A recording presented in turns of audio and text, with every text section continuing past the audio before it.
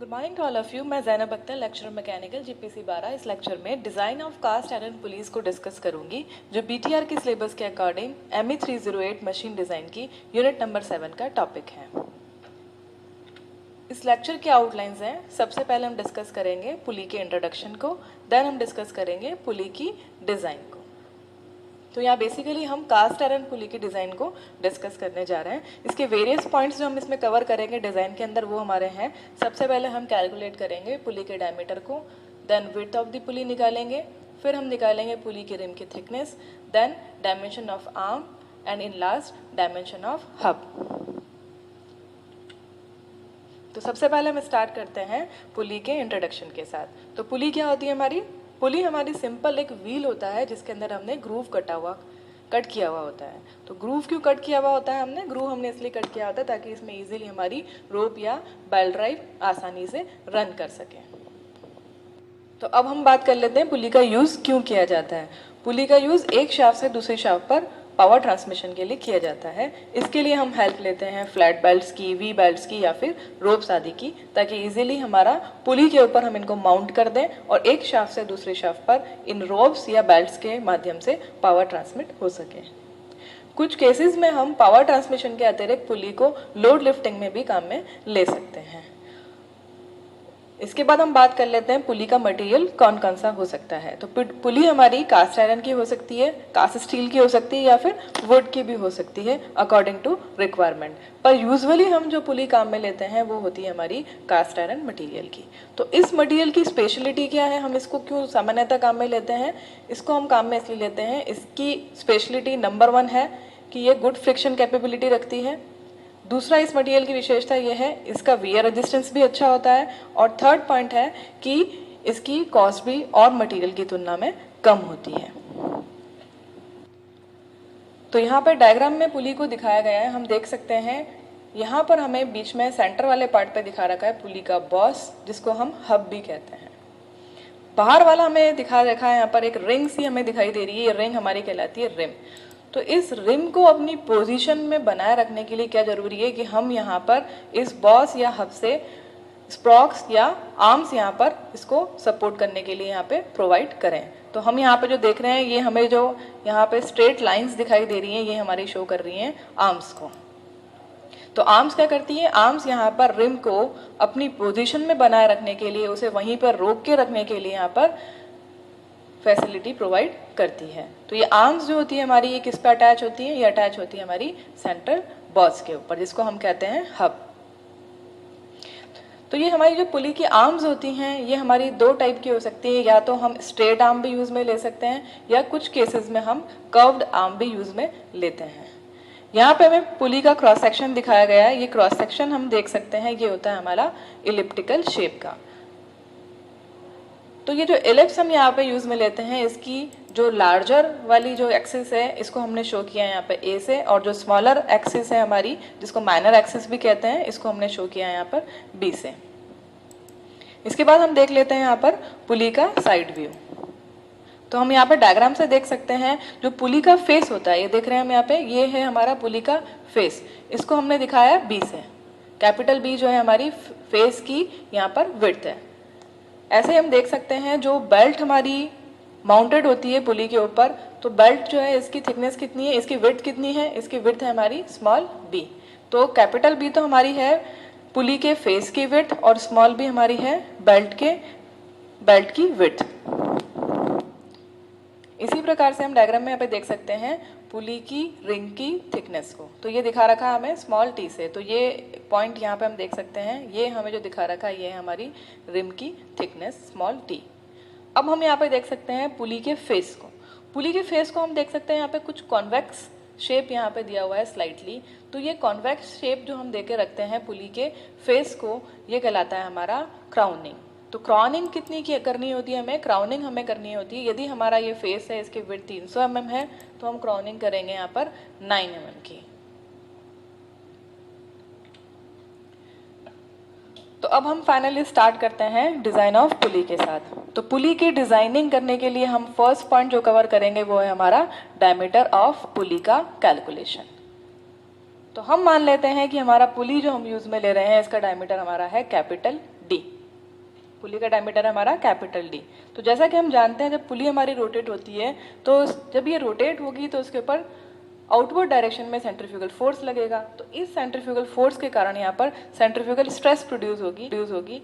तो इस centrifugal stress को हम यहाँ पर शो कर देते हैं सिग्मा टी से।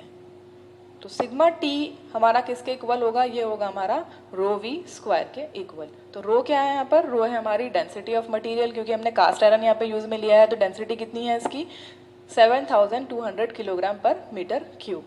वी क्या है यहाँ पर, वी है हमारा वेलोसिटी ऑफ द रिम।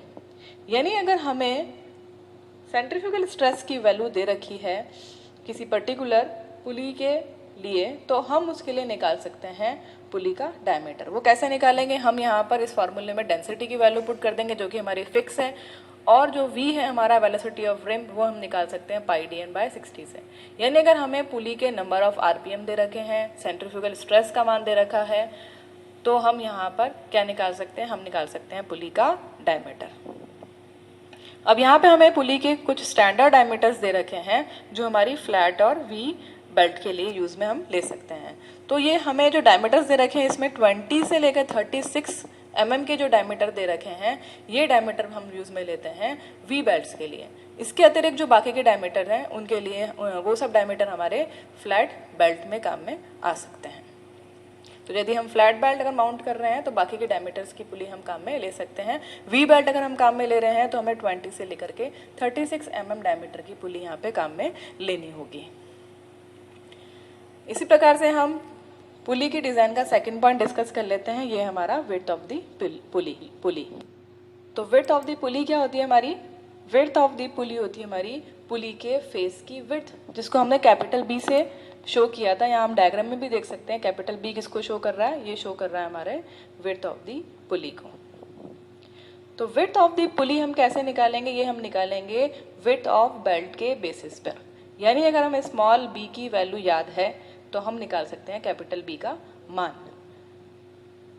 तो हमारी विड्थ ऑफ द पुली जो होती है ये क्या होती है, ये 25% अधिक होती है विड्थ ऑफ द बेल्ट से। तो हम यहाँ देख सकते हैं फॉर्मूले में कैपिटल बी हमारा इक्वल है 1.25 बी के। यानी हम मान लेते हैं कि हमारी बेल्ट की विड्थ है 1, तो 25% अधिक के हिसाब से हमने यहाँ पे ले लिया 1.25। तो 1.25 टाइम्स ऑफ स्मॉल बी हमारा होगा कैपिटल बी का मान। अब हम यहाँ पे देख सकते हैं according to Indian standard IS 2122 part first से यहाँ पर हमें कुछ पुली की विड्थ दे रखी हैं with respect to belt width. तो बेल्ट विड्थ, यदि हमारी बेल्ट की विड्थ यहाँ हम टेबल से देख सकते हैं, बेल्ट की विड्थ अगर हमारी 125 तक है, 125 mm तक हमारी बेल्ट की विड्थ है, तो हम जो पुली काम में लेंगे उस पुली की विड्थ हमारी 125 से 13 mm अधिक होनी चाहिए। इसी प्रकार से हम देख सकते हैं यदि हमारी बेल्ट की विड्थ 125 से 250 mm तक है तो हमारी जो पुली हम काम में लेंगे पुली के फेस की विड्थ हमारी 250 से 25 mm अधिक होनी चाहिए। इसी प्रकार से हम नेक्स्ट 2 पैरामीटर्स भी यहाँ पर देख सकते हैं। इसके बाद हम देख सकते हैं यहाँ पर पुली के विड्थ की स्टैंडर्ड डायमेंशंस। तो यहाँ पे हमें पुली की स्टैंडर्ड विड्थ दे रखी है कास्ट आयरन पुली और माइल्ड स्टील पुली के लिए। ये हमारी विड्थ हो सकती हैं 16 से लेकर के 630 mm तक। यहाँ हम अब पुली के डिज़ाइन के थर्ड पॉइंट को डिस्कस करेंगे, वो है हमारा पुली के रिम की थिकनेस। तो इसको हम स्मॉल टी से डिनोट करते हैं। यदि हम जो पुली काम में ले रहे हैं उस पर सिंगल बेल्ट माउंटेड है तो पुली के रिम की थिकनेस होगी 300 divided by d plus 2 mm से लेकर के 200 divided by d plus 3 mm तक। यहाँ d क्या है, d यहाँ पर पुली का डायमीटर है। इसी प्रकार से यदि हमारी पुली पर डबल बेल्ट माउंटेड है तो उस केस में हमारी पुली की रिम की थिकनेस होगी 200 बाय d प्लस 6 mm। तो इसी क्रम में हम कास्ट आयरन पुली के डिज़ाइन के फोर्थ पॉइंट को यहाँ कंसिडर कर लेते हैं, वो है हमारा डायमेंशन ऑफ आर्म्स। तो डायमेंशन ऑफ आर्म को कैलकुलेट करने से पहले हम कुछ पॉइंट्स को यहाँ कंसिडर कर लेते हैं। हम यहाँ पर देख सकते हैं कि यदि पुली का डायमीटर हमें 200 mm से लेकर 600 mm तक दे रखा है तो उस केस में हम जो नंबर ऑफ आर्म्स लगाएंगे वो होंगी हमारी 4। और यदि हमें पुली का डायमीटर 600 mm से लेकर के 1500 mm तक दे रखा है, तो उस केस में हम आर्म्स लगाएंगे, उनकी संख्या होगी हमारी 6। और यदि हमारा पुली का डायमीटर 200 mm से भी कम है तो उस केस में हम आर्म्स नहीं लगाएंगे पुली में, और पुली को हम यूज़ करेंगे एज ए सॉलिड डिस्क। तो यहाँ डायग्राम में हम देख सकते हैं, यहाँ पे हमें एक पुली दिखा रखी है, ये एज ए डिस्क यहाँ पर है, यहाँ पे किसी प्रकार की आर्म्स हमने नहीं लगाई है क्योंकि इस पुली का डायमीटर 200 mm से कम है। इसके बाद हम देख लेते हैं हमारा आर्म का क्रॉस सेक्शन। ऐसे हम जानते हैं कि इलिप्टिकल शेप की होती है हमारी आर्म। तो मेजर एक्सिस को यदि हम A1 से शो करें और माइनर एक्सिस को हम B1 से शो करें तो हम यहाँ पे देख सकते हैं जो हमारी मेजर एक्सिस होती है वो दुगनी होती है माइनर एक्सिस से। तो यहाँ पर हम जो कैलकुलेशंस करेंगे हमारी आर्म की डायमेंशन में वो हम कैलकुलेट करेंगे मेजर एक्सिस A1 को और हम कैलकुलेट करेंगे माइनर एक्सिस के मान B1 को। इसके साथ में हम देख लेते हैं यहाँ पर हमारी जो आर्म है इसको हम देख सकते हैं बॉस से लेकर के रिम तक। तो हम क्या देख रहे हैं यहाँ पर, हम देख रहे हैं आर्म की लेंथ पर अगर हम देखें तो ये धीरे धीरे हमारा डायमीटर जो है लेंथ के साथ साथ जैसे जैसे हम बॉस से लेकर के रिम तक आते हैं तो ये डायमीटर हमारा रिड्यूस हो जाता है। मतलब हमने जो हमारी रिम है, जो हमारी आर्म है, इसको हमने स्लाइटली टेपर यहाँ पे किया हुआ है। तो ये टेपर हमने कैसे किया हुआ होता है, ये टेपर हमारा होता है 1/48 से लेकर के 1/32 तक। तो इसका मीनिंग क्या है, 1/48 का मीनिंग ये है कि यदि हमारी लेंथ है इसके अंदर हम 48 mm या 48 सेंटीमीटर इंचेस जो भी हम मान सकते हैं, तो पर 48 mm पर हमारा 1 mm का टेपर हो रखा है। यानी हर 48 mm की लेंथ पर हमें रिडक्शन मिलेगा 1 mm का। इसी प्रकार से 1/32 का मीनिंग भी यही है कि एवरी 32 mm लेंथ पर हमें 1 mm का टेपर मिलेगा। तो अब यहाँ पर आर्म की मेजर एक्सिस और माइनर एक्सिस को कैलकुलेट करने के लिए हम यहाँ पर आर्म पर लगने वाले टेंजेंशियल फोर्स को कैलकुलेट कर लेते हैं। तो जैसा कि हम जानते हैं हमारा टॉर्क जो होता है वो इक्वल होता है हमारा फोर्स इंटू रेडियस के। तो हमारा टी यहाँ पे इक्वल होगा जो हमारा टेंजेंशियल लोड लग रहा है मल्टीप्लाई विद आर के। तो हम यहाँ पर टेंजेंशियल लोड को किसके इक्वेट लिख सकते हैं, T/R के। अब ये जो लोड हमने कैलकुलेट किया है ये तो है हमारा सभी आर्म्स के लिए, जितनी भी नंबर ऑफ आर्म्स वहाँ लगी हुई हैं उसके लिए। लेकिन हम अज्यूम करके चलते हैं कि हमारा जो पावर ट्रांसमिशन हो रहा है वो लगभग आधी आर्म्स के थ्रू हो रहा है। टोटल नंबर ऑफ आर्म्स अगर हमने माना है स्मॉल n तो हम मान लेते हैं यहाँ पे पावर ट्रांसमिशन केवल n/2 से हो रहा है। तो यहाँ पर हम टेंजेंशियल लोड को जो कैलकुलेट करेंगे हर आर्म पर, तो ये WT हमारा किसके बराबर हो जाएगा, ये हमारा हो जाएगा equal to T/R into n/2। तो इसको हम लिख सकते हैं 2T/Rn। इसी प्रकार से हम ये मान लेते हैं कि हमारी जो आर्म है, ये हम डायग्राम में यहाँ पे देख सकते हैं, हमारी जो आर्म है ये एज ए कैंटिलीवर बीम यहाँ पर है और ये बॉस जो हमें दिखाई दे रहा है, हब जो दिखाई दे रहा है, इस पर फिक्स की हुई है। और एक एंड जो रिम वाला एम है, रिम वाला जो एंड है वो हमारा फ्री है यहाँ पे। तो हम मान लेते हैं जो रिम वाला एंड हमारा है इसके ऊपर कॉन्सेंट्रेटेड लोड लग रहा है और ये जो आर्म की लेंथ है हमारी वो इक्वल है हमारी पुली की रेडियस के। तो यहाँ पर हम बैंडिंग मोमेंट कैलकुलेट कर सकते हैं जो हमारी हब है इसके ऊपर। तो आर्म का हब के एंड पर बैंडिंग मोमेंट अगर हम कैलकुलेट करेंगे तो कैपिटल एम का मान हमारा आएगा, क्योंकि हमें लोड दे रखा है 2T/R इंटू एन। तो ये लोड मल्टीप्लाई विद हम यहाँ पर जो हमारी परपेंडिकुलर डिस्टेंस है उसको हम देख लेते हैं। तो हमारी पुली की रेडियस कितनी है, ये हमारी है कैपिटल R। तो हम मल्टीप्लाई कर देते हैं 2T/Rn को कैपिटल R से। तो हमें फाइनली R से R कैंसिल आउट करने के बाद मिलेगा यहाँ पर बैंडिंग मोमेंट 2T/N। तो हमने यहाँ पर इस प्रकार से बैंडिंग मोमेंट की कैलकुलेशन कर ली है। इसी प्रकार से हम जानते हैं हमारा जो सेक्शनल मॉडुलस होता है वो क्या होगा, इलिप्टिकल हमने आर्म यहाँ कंसिडर करी है तो हमारा यहाँ पर सेक्शनल मॉडुलस की वैल्यू होगी π/32 इंटू B1 इंटू A1 का स्क्वायर। B1 क्या है यहाँ पर माइनर एक्सिस, A1 है हमारी मेजर एक्सिस। तो जैसा कि हम जानते हैं रिलेशन हमारा जो बेंडिंग स्ट्रेस होती है या इसको टेंसाइल स्ट्रेस भी हम बोल सकते हैं यहाँ पर, ये हमारी इक्वल होती है M/Z के। तो m यहाँ पर है बेंडिंग मोमेंट, z है हमारा सेक्शनल मॉडुलस। तो इन दोनों वैल्यूज को हम यहाँ पे पुट कर दें और यदि हमें बेंडिंग स्ट्रेस का मान दे रखा है सवाल में तो हम कैलकुलेट कर सकते हैं उसके बेसिस पर माइनर एक्सिस को और मेजर एक्सिस को। और जैसा कि हम जानते हैं हमारी जो मेजर एक्सिस होती है वो दुगनी होती है हमारी माइनर एक्सिस के। तो इस प्रकार से हम आर्म के क्रॉस सेक्शन की यहाँ पर कैलकुलेशन कर सकते हैं। यहाँ हम डायग्राम में स्पेशल केस देख सकते हैं कास्ट आयरन पुली का। हम देख रहे हैं यहाँ पर 2 रोज हमें दिखा रखी है आर्म्स की। तो आर्म्स की 2 रो हम कब यूज में लेते हैं, जब हमारी पुली की विड्थ अधिक हो जाए पुली के डायमीटर से, यानी पुली का डायमीटर हमारा छोटा रह जाएगा और पुली की विड्थ हमारी एक्सीड हो जाएगी डायमीटर से। तो उस केस में हम आर्म्स की 2 रो को यूज में लेते हैं। तो 2 रो हम क्यों लगाते हैं, 2 रो हम इसलिए लगाते हैं ताकि हमारी एक रो पे नंबर ऑफ आर्म्स को हमें बढ़ाना नहीं पड़े। इसी क्रम में हम कास्ट आयरन पुली के डिजाइन के लास्ट पॉइंट को डिस्कस कर लेते हैं। ये है हमारा डायमेंशन ऑफ हब।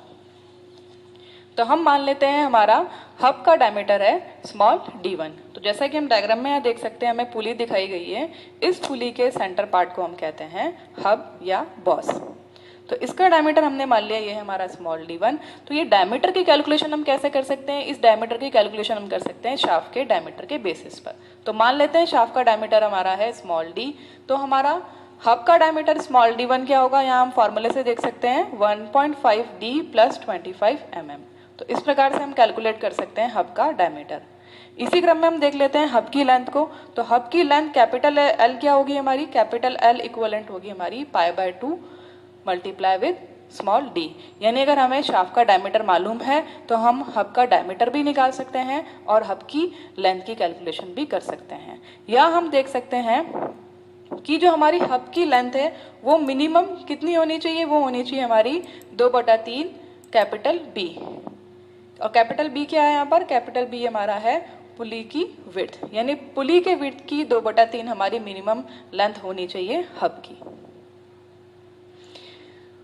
एक पॉइंट हमें और यहाँ पे ध्यान रखना है, हमारी जो पुली की विड्थ होती है उससे हमारी हब की लेंथ अधिक होनी नहीं चाहिए।